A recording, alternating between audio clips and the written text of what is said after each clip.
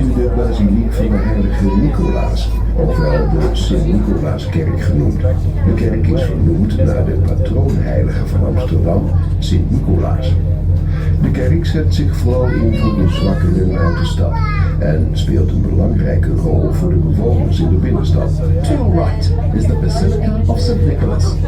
The church was named after the patron saint of Amsterdam, St. Nicholas. It devotes itself in particular to the vulnerable people in the city and has a key role for the inhabitants of the inner city.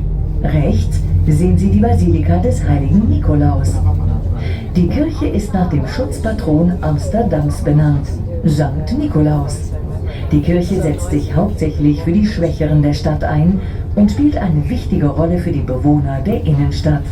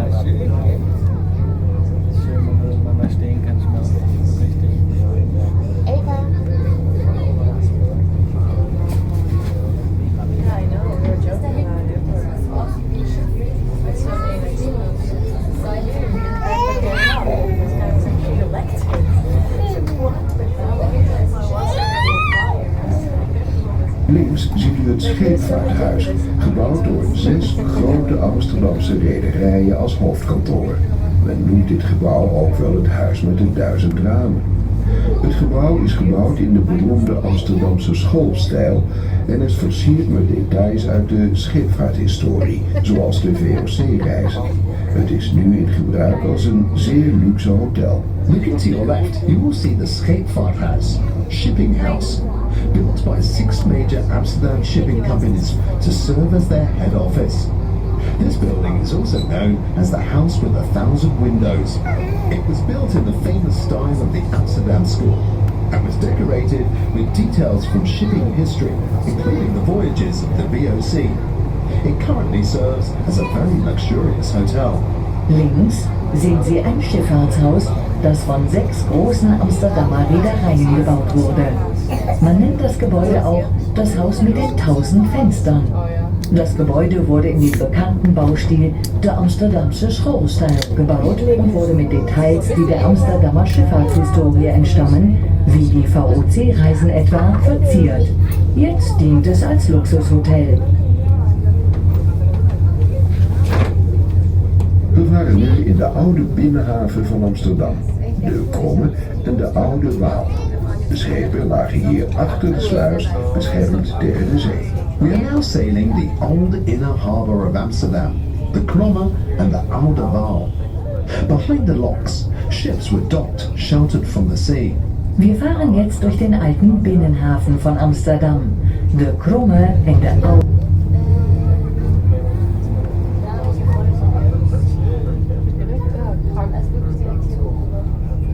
Amsterdam kampte met een groot tekort aan woonruimte. Daarom gingen mensen vroeger uit noodzaak wonen op een boot, waarvan we hier enkele zien liggen. Vandaag de dag is dat wel anders. Woonschepen zijn tegenwoordig zeer geliefd om op te wonen. Alle woonboten zijn aangesloten op alle voorzieningen. Er worden zeer hoge bedragen betaald voor deze drijvende huizen. Amsterdam was facing a major housing shortage, forcing people to live on boats in the past. Some of these boats we see moored in this area. These days, the situation is very different. Houseboats are highly sought after nowadays. All of the houseboats are connected to all of the facilities. People are willing to pay considerable amounts for these floating houses. Amsterdam kämpfte mit einer großen Wohnungsnot. Aus diesem Grund zogen viele Bewohner notgedrungen in ein Hausboot, von denen wir hier einige sehen. Heute verhält es sich etwas anders. Hausboote sind gegenwärtig sehr beliebt. Alle Hausboote besitzen einen Gas-, Wasser- und Elektrizitätsanschluss. Für diese treibenden Häuser werden ziemlich hohe Beträge hingeblättert. Rechts zien we de Montelbaanstoren, een oude verdedigingstoren waarvan het onderstuk dateert uit de 15e eeuw, terwijl het bovenstuk er in de 17e eeuw op werd geplaatst. De toren werd vroeger de Malle Jaap genoemd, omdat de klok geruime tijd onzuiver liep. To your right, we can see the Montelbaanstoren, an old defence tower. The bottom part of the tower dates back to the 15th century, while the top part was about to the 17th century.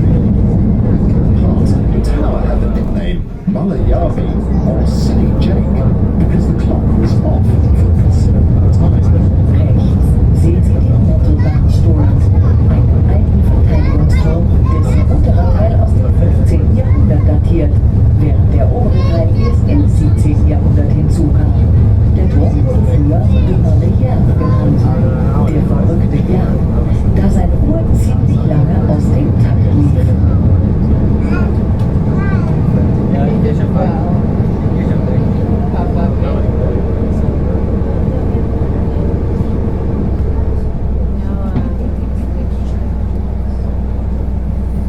De gracht waar we nu in varen is genaamd Oude Schans, ook alweer zo'n oude verdedigingsgracht van de stad.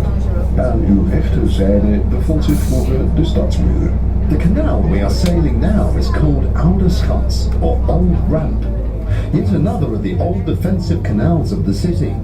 In the past, the city walls were on your right-hand side. Die Gracht, durch die wir jetzt fahren, heißt Oude Schans. Auch sie ist eine alte Verteidigungsgracht der Stadt. Auf der rechten Seite befand sich früher die Stadtmauer.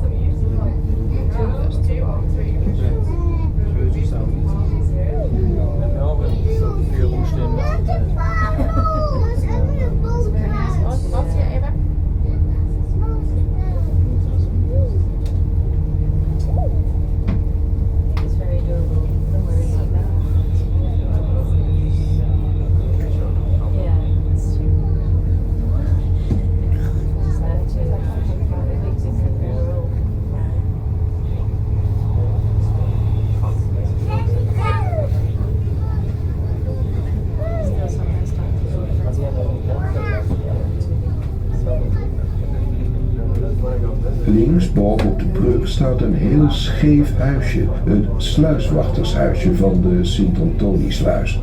Dit was ooit een van de zeesluizen van Amsterdam. Rembrandt woonde achter het huisje, in het huis met de vensterluiken. Dit is het Rembrandthuis. On the left, at the top of the bridge, is a very slanted little house, the lockkeeper's house of the St. Anthony Lock. This was once one of the sea locks of Amsterdam. Rembrandt once lived behind it, in a house with the window shutters. This is the Rembrandt house. Links oben an der Brücke steht ein sehr schiefes Häuschen. Das Schleusenwächterhäuschen der Sint-Antoni-Sluis. Früher war es eine der Amsterdamer Seeschleusen. Rembrandt wohnte hinter dem Häuschen, im Haus mit den Fensterläden, dem Rembrandtshuis.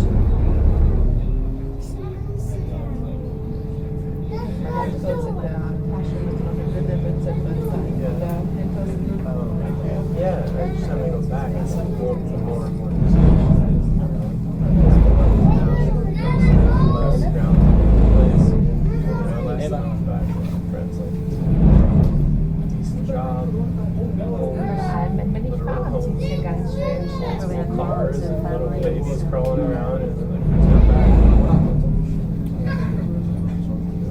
when the week went by. Eva, wat bist du? Single for years. Okay. Both stores have their process. It's really nice. I mean, I don't really feel like that. I understand what Het agenten van het huis is het tweede huisje vanaf de hoek. Degene met de groene en de bruine luiken. Second house of the corner, the one with the green and the brown shutters, is a Rembrandt house. Nowadays, a Rembrandt museum.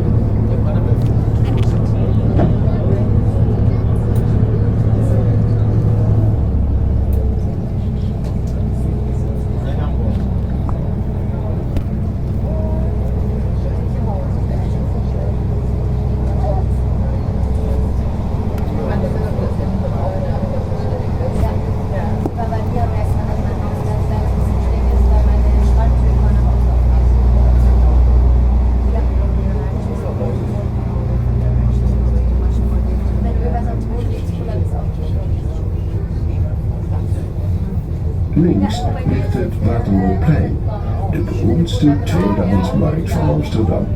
Deze markt is ontstaan als handelsplek midden in de Joodse buurt van Amsterdam. De markt is van maandag tot en met zaterdag open. To your left is the Waterloopplein, or Waterloo Square. This is the most famous second-hand market in Amsterdam. The market sprang up as a place to trade in the middle of the Jewish quarter of Amsterdam. The market is open from Monday through Saturday. Links liegt der Waterloopplein, der berühmteste Second-Hand-Markt Amsterdams. Dieser Platz entstand als Handelsort mitten im damaligen jüdischen Viertel von Amsterdam. Der Markt ist montags bis samstags geöffnet.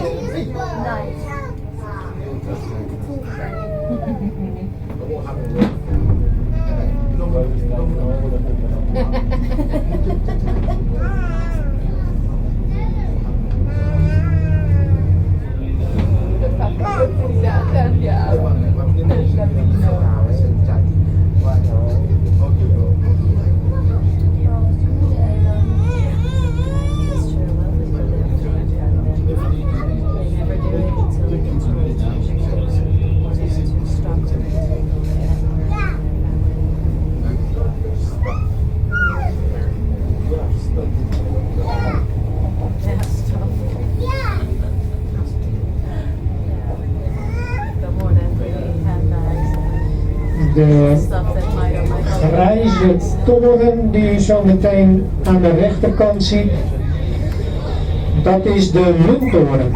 En links van de munttoren ligt de bloemetjesmarkt van Amsterdam. The Great Tower on our right hand side is the Mint Tower. And left of the Mint Tower is the famous flower market of Amsterdam located. The Mint Tower.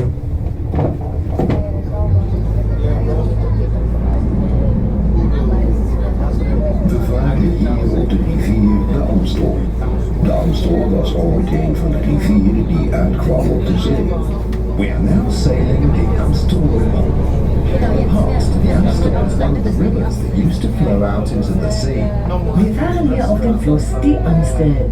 Die Amstel war einst einer der Flüsse, die ins Meer mündeten. De Blauwbrug, die we nu voor ons zien en waarvan de pijlers zijn versierd met afbeeldingen van de Gouden Eeuw, is gebouwd in 1884. De brug is min of meer een kopie van de Pont Alexandre III in Parijs en ontleent haar naam aan haar voorgangster, een houten ophaalbrug die blauw geschilderd was. The Blauwbrug, or Blue Bridge, we now see before us, featuring pylons decorated with images from the Dutch Golden Age, was built in 1884. In some respects, this bridge is a copy of the Pont Alexandre III in Paris, and it was named after its predecessor, which was a wooden drawbridge painted blue. Die Blaubrüche, die wir jetzt vor uns sehen und deren Pfeiler mit Abbildungen aus dem goldenen Zeitalter verziert sind, wurde 1884 gebaut. Die Brücke ist mehr oder weniger eine Kopie der Pont Alexander III. In Paris und hat ihren Namen ihrer Vorgängerin zu verdanken, einer hölzernen Zugbrücke, die einen blauen Anstrich hatte. De magere brug die we nu voor ons zien is een van de oudste bruggen van de stad. Deze in het begin van de 17e eeuw opgetrokken brug herinnert deze naam aan de nog smallere brug die hier vroeger was. The Magere Brug, or Skinny Bridge, we see ahead of us now, is one of the oldest bridges in the city. This bridge, that was constructed in the early 17th century, is the even narrower bridge, is located in the former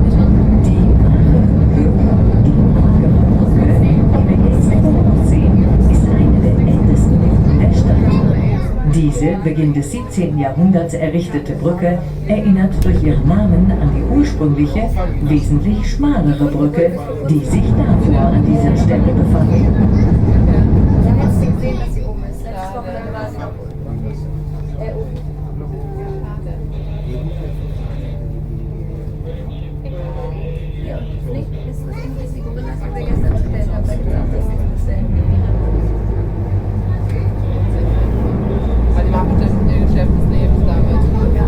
We wonen nu in de Herengracht. Deze gracht werd gegraven in de 17e eeuw. Aan deze gracht staan de grootste en mooiste grachtenpanden van Amsterdam. We are now getting to the Herengracht, or Gentleman's Canal. This canal was dug in the 17th century. The canal houses here are the largest and most beautiful in Amsterdam. Wir kommen jetzt in die Herengracht. Diese Gracht wurde im 17. Jahrhundert gegraben. Auf dieser Gracht finden Sie die größten und schönsten Grachtenhäuser Amsterdams.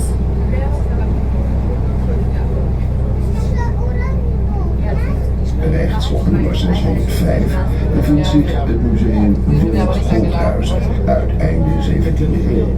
Dit museum is geheel in stijl gebracht, zoals de regenten leefden in de 16e en 17e eeuw. On your right, at number 605, you can find the Willem Holthuizen Museum from the late 17th century. This museum has been completely brought back to the lifestyle of the regents in the 16th and 17th century. Rechts, bei Haus Nummer 605, befindet sich das Museum Willem Holthuizen aus dem ausklingenden 17. Jahrhundert. Dieses Museum ist vollkommen authentisch restauriert und widerspiegelt das Leben der Regenten im 16. und 17. Jahrhundert.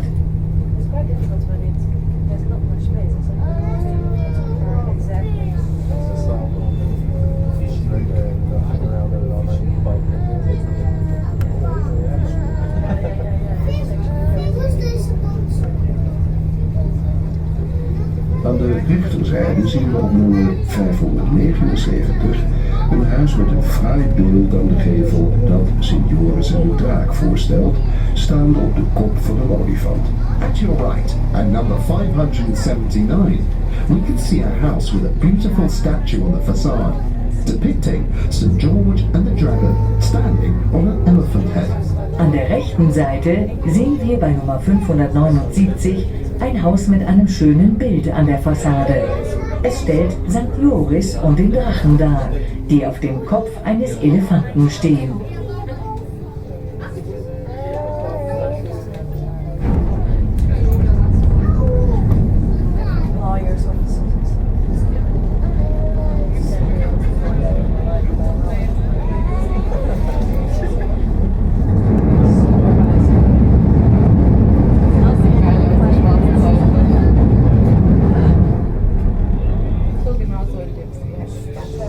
We naderen nu een mooi punt van onze tocht en we zien zo dadelijk aan de linkerkant de 7 boogbruggen van de reguliersgracht achter elkaar. We are now approaching an exceptionally beautiful spot.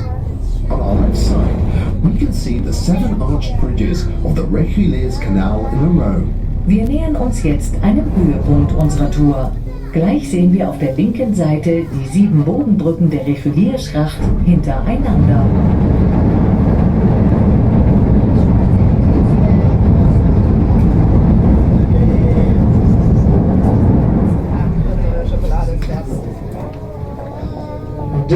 allemachtige, prachtige reguliersgracht. 7 bridges in a row, only to see from the water.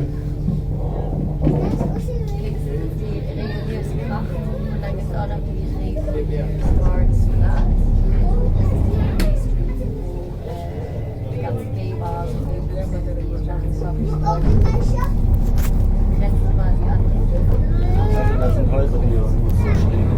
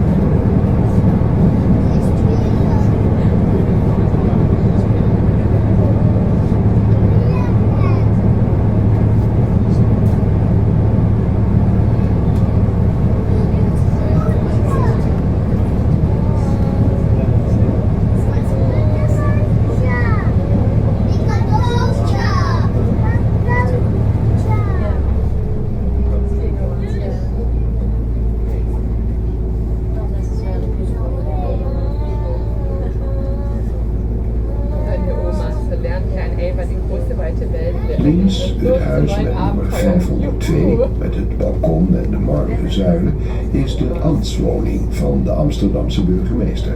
To your left, the house at number 502 with the balcony and the marble pillars is the official residence of the Mayor of Amsterdam. Das Gebäude links mit der Hausnummer 502 und dem Balkon und den Marmorsäulen ist die Amtswohnung des Amsterdamer Bürgermeisters.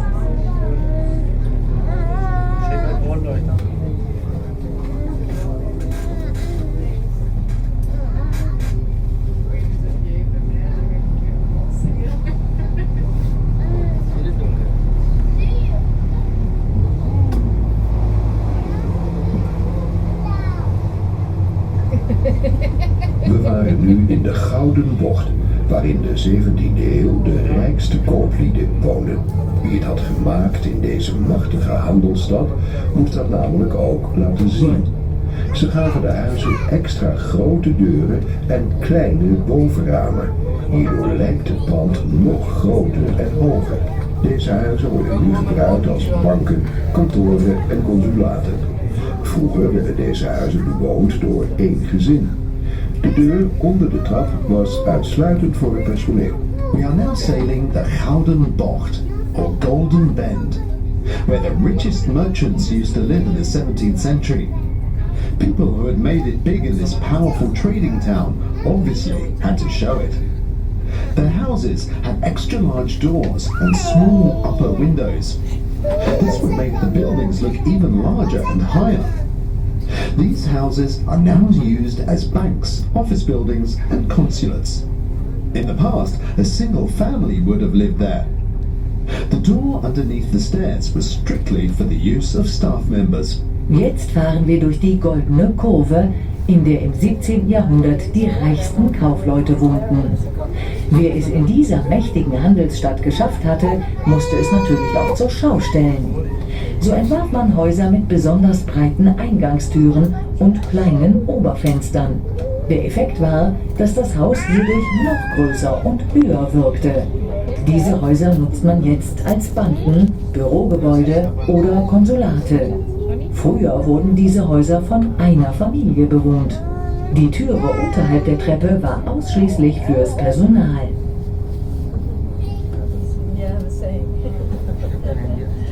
De Iep is de boom van Amsterdam. Al meer dan 400 jaar staat de Iep langs de grachten en behoort deze tot het werelderfgoed.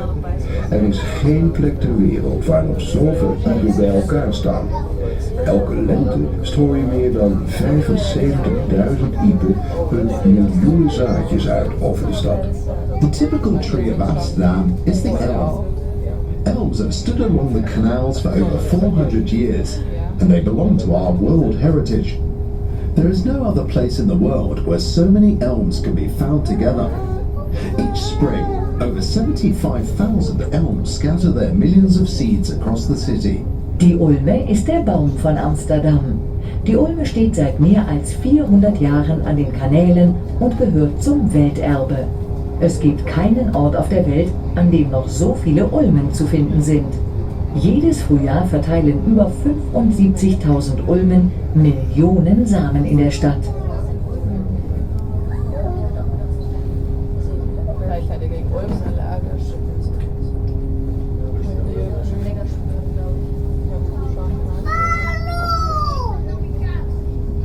Links staan twee identieke huisjes naast elkaar, ook wel de tweelingzusjes genoemd. Aan de overkant staan ook twee identieke huisjes, genaamd de tweelingbroertjes. To your left, you can see two identical houses side by side, also known as the twin sisters. On the opposite side, there are two other duplicate houses, the twin brothers. Links stehen zwei identische Häuschen nebeneinander, die man auch die Zwillingsschwestern nennt. Auf der gegenüberliegenden Seite stehen auch zwei identische Häuser, die die Zwillingsbrüder heißen.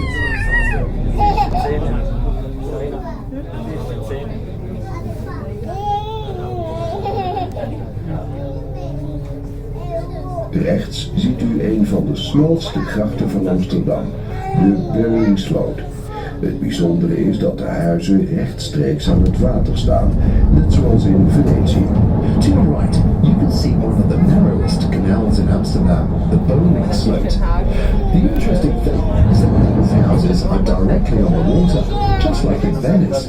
Rechts sehen Sie eine der schmalsten Grachten Amsterdams, den Bellingslot. Das Besondere daran ist, dass die Häuser geradewegs am Wasser stehen, genau wie in Venedig.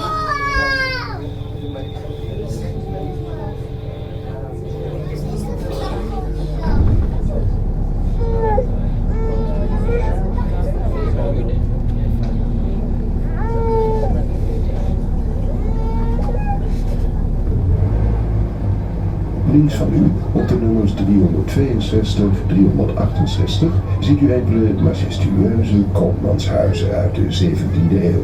To your left, at numbers 362 to 368, you can see some magnificent merchant houses from the 17th century. Links von Ihnen, bei der Hausnummer 362 bis 368, sehen Sie einige majestätische Kaufmannshäuser aus dem 17. Jahrhundert.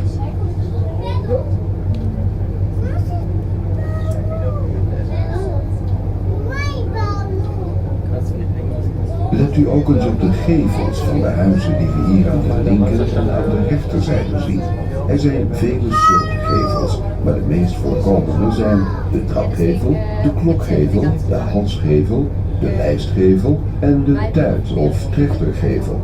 U ziet dat ieder huis een hijsbalk boven in de gevel heeft. Omdat de deuren en trappen van de huizen in Amsterdam erg smal zijn, gaat, als ze verhuizen, alles door het raam naar buiten en naar binnen. Have a look at the facades of the houses we can see on the left and right of us. Here are many kinds of facades, but the most common are the stepped gable, the bell gable, the neck gable, the frame gable, and the spout or funnel gable. You can see that each house has a hoisting beam high on the facade. As doors and stairs in houses in Amsterdam are very narrow, moving is usually done using the windows. Achten Sie auch auf die Giebel der Häuser, die wir hier an der linken und rechten Seite sehen. Es sind ziemlich verschiedene Giebel, aber die häufigsten sind der Stufen-, Glocken-, Hals- und Rahmengiebel und der Ausguss- oder Trichtergiebel. Sie sehen auch, dass jedes Haus einen Bugbalken am Giebel besitzt. Weil die Türen und Treppen in Amsterdam sehr schmal sind, wird bei Umzügen alles durch das Fenster hinein und herausgebracht. De trappen van deze huizen waren namelijk zo smal, omdat men belasting moest betalen over de breedte van de huizen aan de grachten. Daarom probeerde men de huizen zo smal en zo diep mogelijk te bouwen. Veel huizen hebben dan ook achterhuizen, omdat dat goedkoper was. In de 17e eeuw heette een bepaalde manier van huizen bouwen op vlucht. Dit betekende dat de top van de gevel iets naar voren boog, Zo was het makkelijker om goederen naar boven te hijsen. Bovendien hielpen tegen inwatering. The stairs of these houses were this narrow because residents had to pay taxes based on the width of the houses on the canals. That is why they tried to build houses as narrow and deep as possible. And that is why many had back annexes, because it was cheaper. In the 17th century, a particular style of construction is called op de vlucht, on the run. This means the top of the facade leans forward just a bit. This made it easier to lift goods to the upper floors. In addition, it prevented water from getting into the rafters. Die Treppen dieser Häuser waren nämlich so schmal, weil die Höhe der Steuern auf der Breite des Hauses beruhte. Deshalb versuchte man die Häuser so schmal und so lang wie möglich zu bauen. Viele Häuser besitzen aus diesem Grund Hinterhäuser. Diese Bauweise war erheblich günstiger. Im 17. Jahrhundert nannte man eine bestimmte Art des Häuserbaus Opflucht. Das bedeutete, dass der Giebel des Hauses etwas nach vorne neigte. Auf diese Weise war es einfacher, die Güter nach oben zu hieven. Außerdem half es bei der Entwässerung.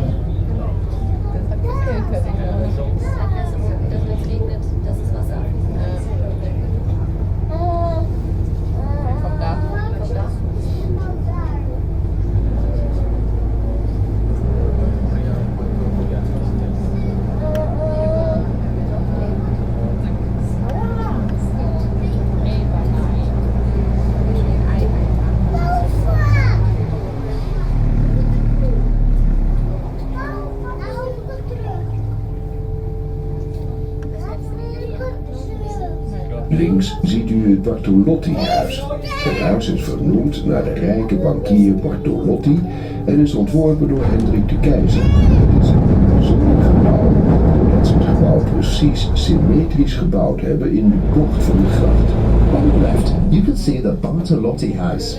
This house was named after the rich banker Bartolotti. It was designed by Hendrik de Keizer. It is a very exceptional building, as it was built completely symmetrical to the curve of the canal. Links sehen Sie das Bartolotti-Haus. Das Haus verdankt dem reichen Kaufmann Bartolotti seinen Namen. Es ist ein Entwurf von Hendrik de Keizer. Das Gebäude ist außergewöhnlich, weil es völlig symmetrisch in der Kurve der Gracht gebaut wurde. Amsterdam is in 2010 door UNESCO op de Werelderfgoedlijst geplaatst. UNESCO riep de Amsterdamse grachtengordel uit tot een binnenstad met een geslaagd voorbeeld van vroeg moderne stedenbouw in Europa. Renaissance-ideeën over de ideale stad zijn toegepast op de Hollandse grachtenstad. De regelmatige vorm van de grachtengordel is op de tekentafel tot stand gekomen. Er is geen beter bewaarde 17e-eeuwse binnenstad in Europa dan Amsterdam. De grachtengordel staat bovendien symbool voor de politieke, culturele en economische bloei van de Nederlandse samenleving in de Gouden Eeuw. Amsterdam was designated a UNESCO World Heritage Site in 2010. UNESCO declared that the ring of canals made the inner city of Amsterdam a successful example of early modern urban development in Europe. Ideas about the ideal city in the Renaissance were applied to the Dutch city of canals. The regular shape of the ring of canals was created on the drawing board. Amsterdam has the best preserved 17th century inner city in Europe. In addition, the Ring of Canals is a symbol for the political, cultural and economic prosperity of Dutch society in the Golden Century. Amsterdam wurde 2010 von der UNESCO zur Weltkulturerbeliste hinzugefügt. Die UNESCO betitelte den Amsterdamer Grachtengürtel als gelungenes Beispiel für einen frühmodernen Städtebau in Europa. Auf dem holländischen Grachtengürtel wurden Renaissance-Ideen zur idealen Stadt angewandt. Die gleichmäßige Gestaltung des Grachtengürtels ist auf dem Zeichentisch entstanden. Es gibt keine besser erhaltene Innenstadt in Europa aus dem 17. Jahrhundert als Amsterdam. Der Grachtengürtel symbolisiert außerdem den politischen, kulturellen und wirtschaftlichen Aufschwung der niederländischen Gesellschaft im goldenen Zeitalter.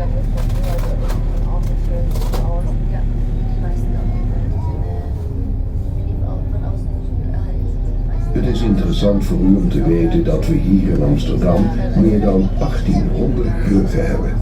De grachten zijn 3 meter diep. De eerste grachten werden in de 13e eeuw gegraven voor het transport van goederen. Telkens wanneer de stad groter werd, heeft men meer grachten in een halve cirkel om de stad heen gebouwd. It's interesting for you to know that we have over 1,800 bridges here in Amsterdam. The canals are about 3 meters or 10 feet deep. The first canals were dug in the 13th century for the transfer of goods. Every time the city increased in size, more canals were dug around the center in semicircles. Interessant zu wissen ist, dass Amsterdam über 1800 Brücken zählt. Die Grachten sind 3 Meter tief. Die ersten Grachten wurden im 13. Jahrhundert für den Transport von Gütern gegraben. Jedes Mal, wenn die Stadt aus den Nähten platzte, hat man eine neue Gracht im Halbkreis um die Stadt herum gegraben. De meeste huizen en gebouwen zijn op palen gebouwd, omdat de bodem zo zacht is. Bij Vliet in de Noordzee ligt Amsterdam ongeveer 1,5 meter beneden de zeespiegel. Onze nationale luchthaven Schiphol ligt zelfs ongeveer 5 meter onder de zeespiegel. Most houses and other buildings were built on posts because the ground is so soft. At high tide in the North Sea, Amsterdam is about 1.5 meters or 3 feet below sea level. On National Airport Schiphol is even lower, 5 meters or 15 feet below sea level. Die meisten Häuser und Gebäude wurden auf Pfählen gebaut, weil der Boden so weich ist. Wenn die Flut in der Nordsee aufkommt, liegt Amsterdam 1,5 Meter unter dem Meeresspiegel. Unser nationaler Flughafen liegt sogar 5 Meter unter dem Meeresspiegel.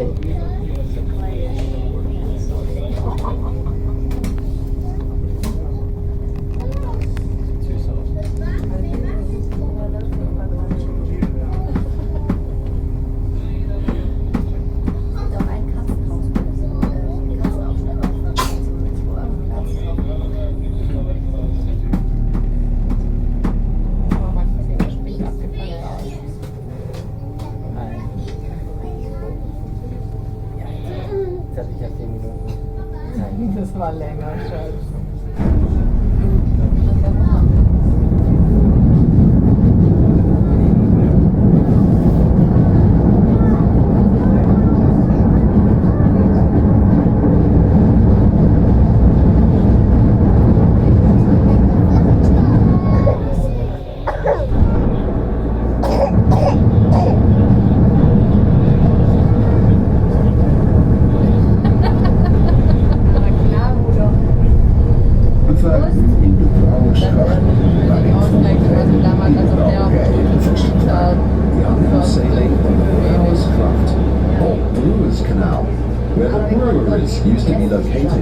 Wir fahren jetzt auf der Brauersgracht, wo sich früher die Bierbrauereien befanden.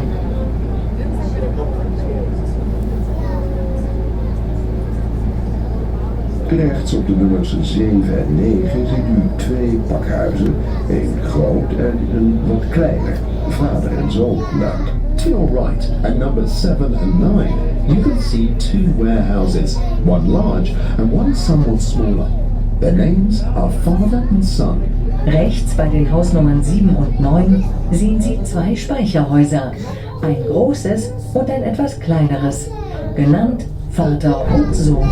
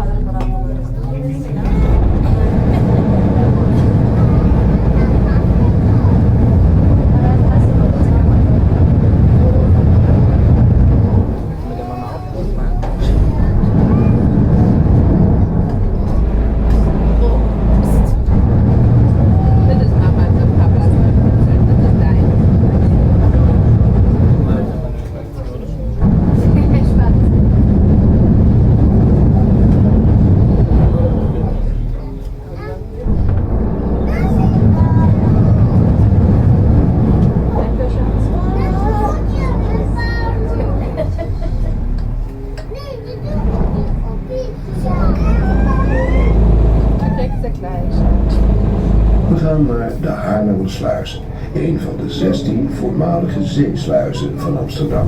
We are now sailing toward the Haarlemmer Sluis, one of the 16 former sea locks in Amsterdam. Wir fahren zur Haarlemmer Sluis, eine der 16 ehemaligen Meeresschleusen Amsterdams. Deze sluis doet, evenals de andere sluizen van deze stad, dienst als waterkering bij hoogwater en wordt tevens gebruikt bij de verversing van het water in onze grachten. Voor een goede verversing van het water heeft men per etmaal 600.000 kubieke meter water nodig. We krijgen het water van de Rijn via het Amsterdam Rijnkanaal en van het IJsselmeer. Het vuile water wordt afgevoerd via het Noordzeekanaal. Just like all of the other locks in the city, it serves as a flood defense at high tide, and it's also used for water change in our canals. In order to change the water properly, 600,000 cubic meters of water is needed per day. We get clean water in from the Rhine River, connected by the Amsterdam Rhine Canal, and if needed, from the IJsselmeer. The polluted water is drained off through the Noordzeekanaal. The Noordzeekanaal. Diese Schleuse funktioniert bei Hochwasser als Wechselschleuse, genau wie die anderen Schleusen der Stadt, und wird zur Wasserreinigung der Grachten eingesetzt. Für eine ausreichende Reinigung werden 600.000 Kubikmeter innerhalb von 24 Stunden benötigt. Das Wasser des Rheins bekommen wir über den Amsterdam Rheinkanal und über das IJsselmeer. Das schmutzige Wasser wird über den Nordseekanal abgeführt.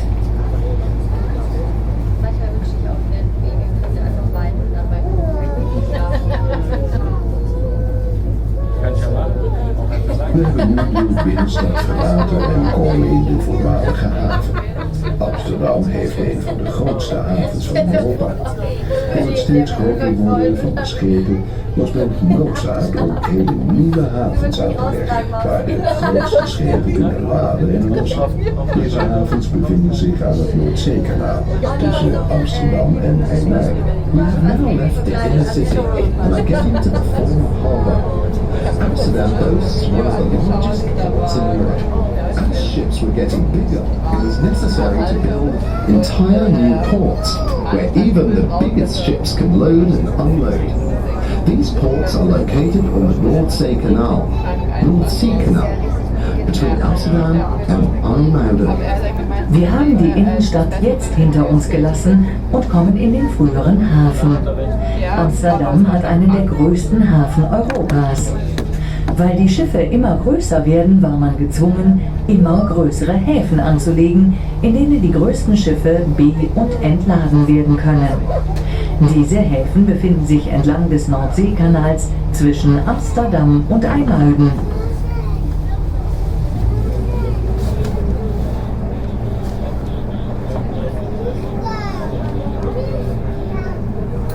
Links ziet u het AI Filmmuseum. Het gebouw is geopend in 2012 en is de eerste grote culturele instelling die in Noord gevestigd is. On your left, you can see the AI Film Museum. The building was opened in 2012, and it is the first major cultural institute located in Amsterdam North. Links sehen Sie das AI Filmmuseum.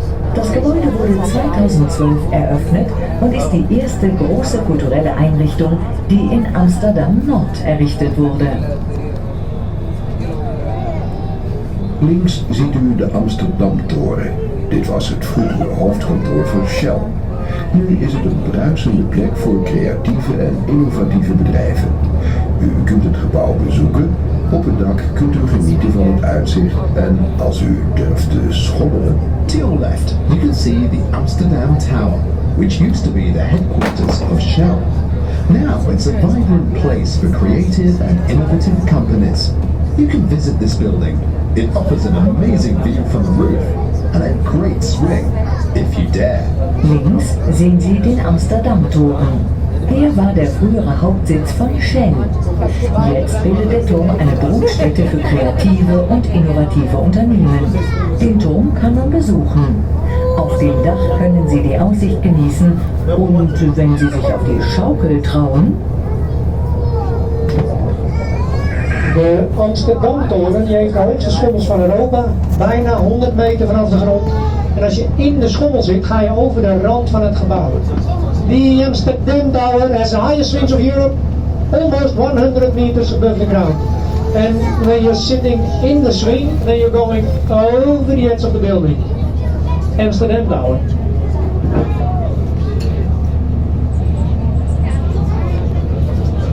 Tussen het centrum en Amsterdam-Noord varen vele pontjes. Dit is om de vele voetgangers en fietsers te kunnen laten oversteken.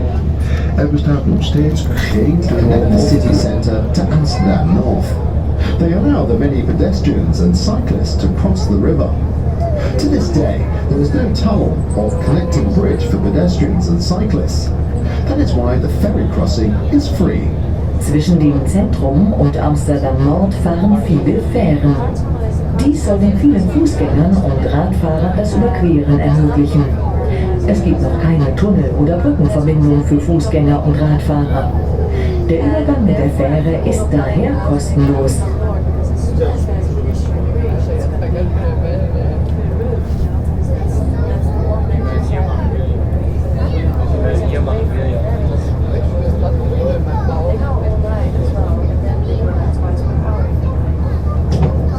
The left side is Amsterdam North, and Amsterdam North is booming. There are a lot of cafes and restaurants this time, so it's a nice place to visit. Lots of creative area is there, and the ferries, what my voice assistant said, is for free. The white ferries, white and blue ferries.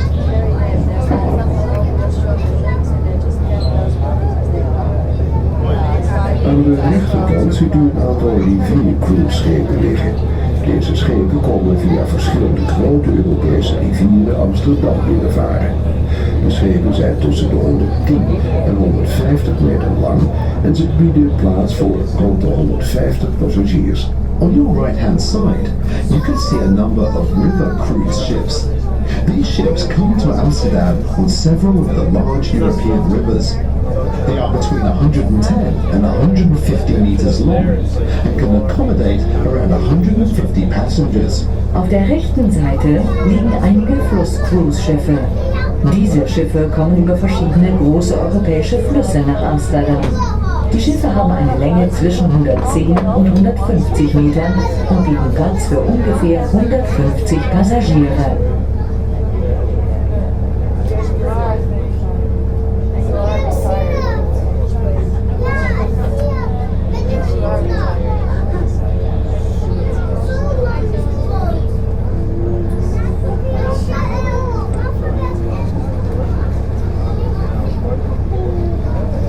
Links zien we het bijzondere muziekgebouw aan het IJ, een experimenteel muziekcentrum voor klassieke muziek en jazzmuziek. On your left, you can see the unique Muziekgebouw on the Eye. This is an experimental music center for classical music and jazz. Links sehen Sie ein besonderes Musikgebäude am Ei. Es ist ein experimentelles Musikzentrum für klassische und Jazzmusik.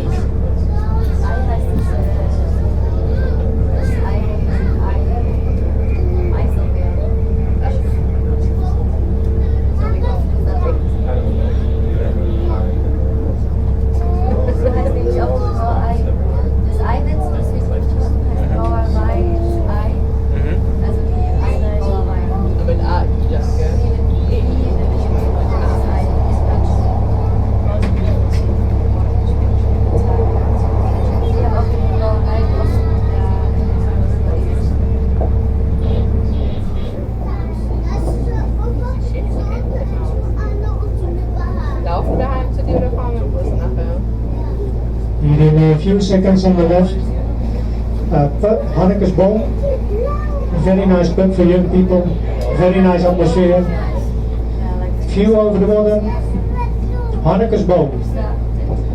Right hand side you can see a very big glazen building, aan de rechterkant ziet u een heel groot glazen gebouw.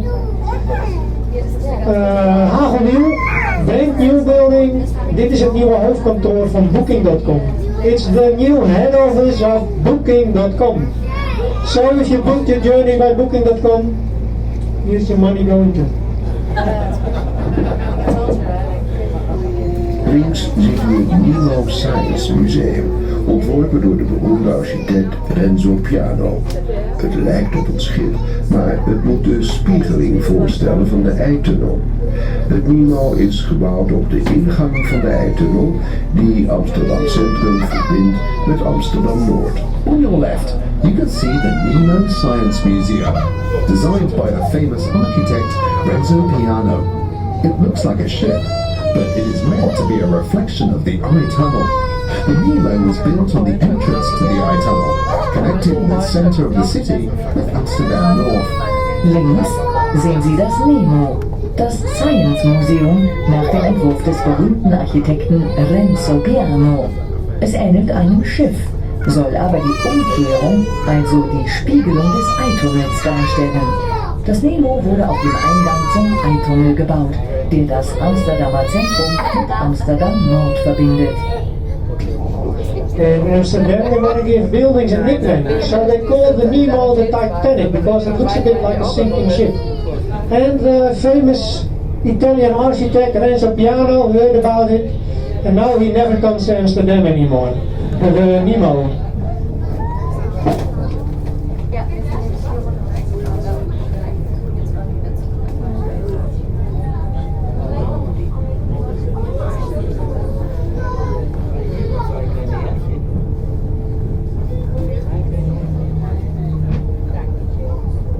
Rechts het bijzondere bibliotheekgebouw, gebouwd in 2007 en ontworpen door Jo Koenen. Door velen uitgeroepen als een van de mooiste moderne bibliotheken van Europa. To your right is the exceptional library building, designed by Joe Coonan and constructed in 2007. Declared by many to be one of the most beautiful libraries of Europe. Rechts sehen Sie das außergewöhnliche Bibliotheksgebäude aus dem Jahr 2007. Entworfen wurde es von Joe Coonan, von vielen als eine der schönsten modernen Bibliotheken Europas bezeichnet.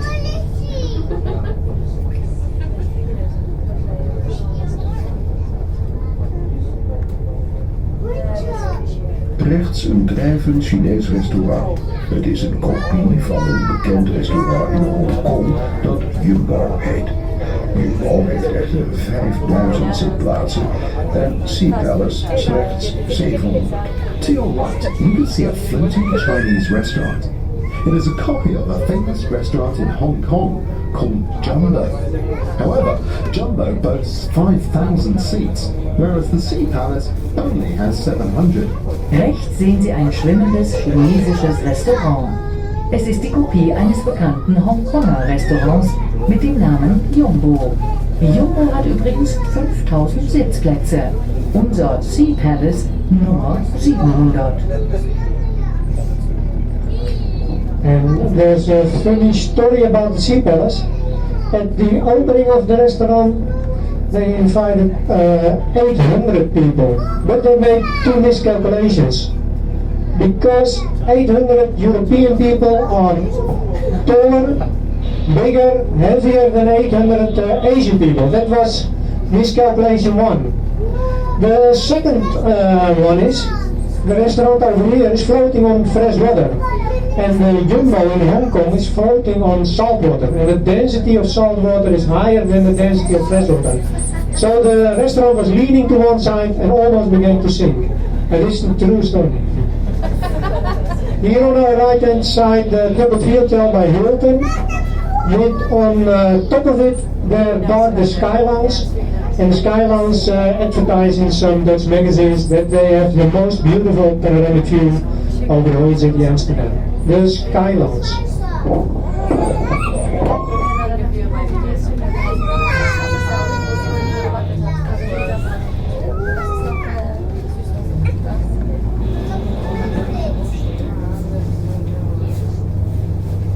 Links ziet u de Schreierstoren, een oude verdedigingstoren van de stad.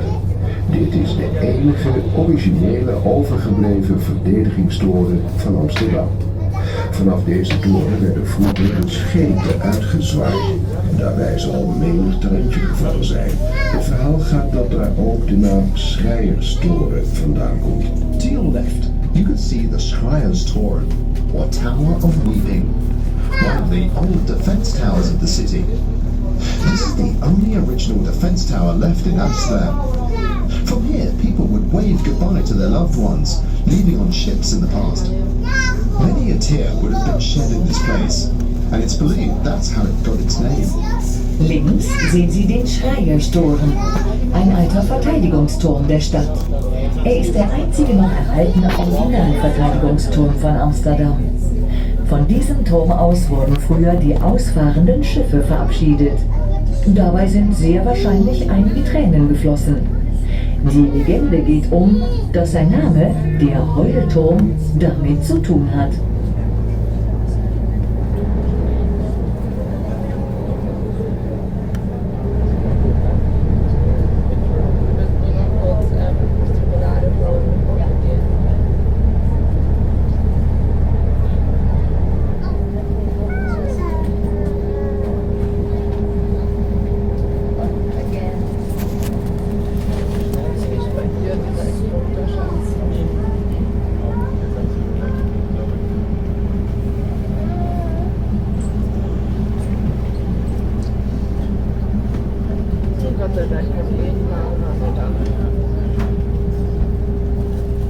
Rechts ziet u het Amsterdamse koffiehuis. To your right, you can see the Amsterdamse Coffee House, the Coffee House of Amsterdam.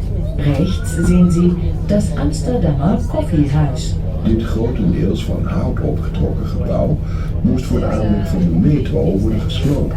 Nadat de metro was aangelegd, heeft men het gebouw weer in zijn oude glorie hersteld. This building, mostly made of wood, had to be demolished for the construction of the subway. Once the subway had been constructed, the building was restored to its former glory.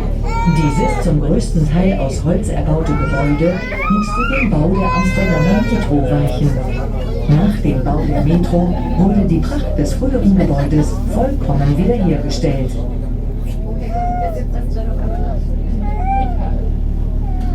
We komen nu aan het einde van onze rondvaart. De directie van de Rederijplas hoopt dat deze rondvaart naar uw genoegen is geweest en dat u tevreden bent over de wijze waarop de kapitein u heeft rondgevaren. Mocht u van uw tevredenheid blijk willen geven, dan dank deze u bij voorbaat.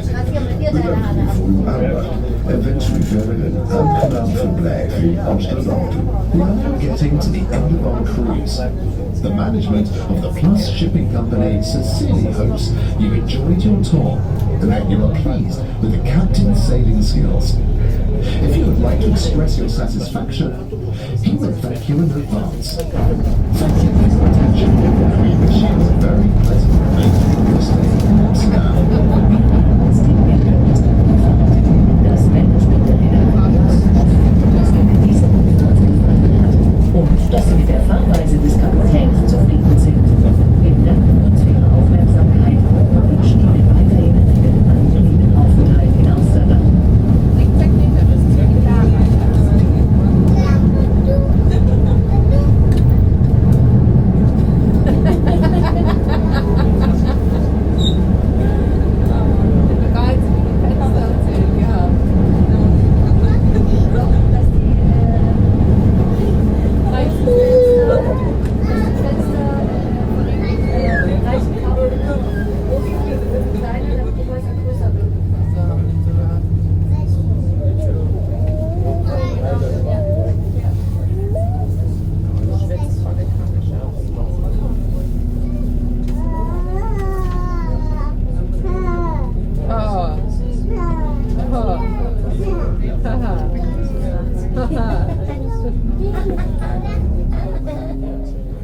Ha ha.